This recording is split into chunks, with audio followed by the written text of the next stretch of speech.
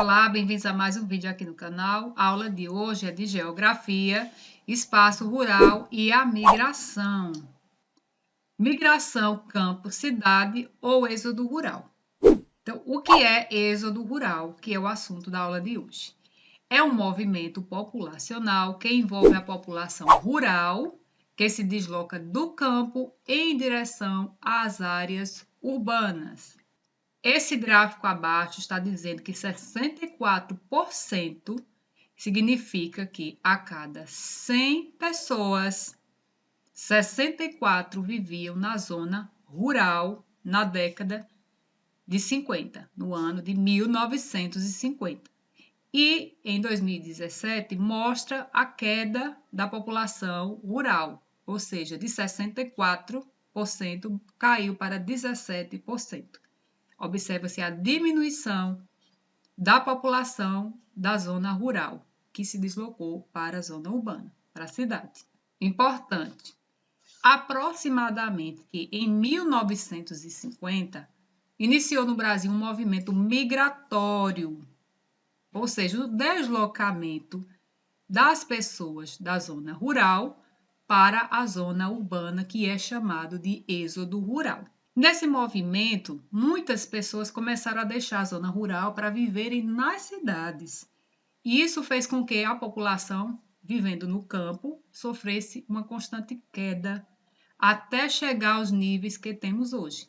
Então, a população rural é bem menor do que a população da zona urbana. Como o êxodo rural contribuiu para a configuração da população brasileira que temos hoje? Como é formada a população brasileira que temos hoje com a saída das pessoas do campo para as cidades? Vamos ver um depoimento abaixo para entender melhor? Quando a gente morava na roça, meus filhos tinham que caminhar 3 horas para chegar na escola, mais 3 horas para voltar para casa. E quando chegavam em casa, ainda tinham que ajudar na roça. Fora isso, quando um deles ficava doente, demorava uns 3 ou 4 dias para conseguir atendimento médico. Observamos aí várias dificuldades da população da zona rural. Viemos viver na cidade para eles poderem ter uma vida melhor. Quem falou isso foi Dona Cecília, de 42 anos.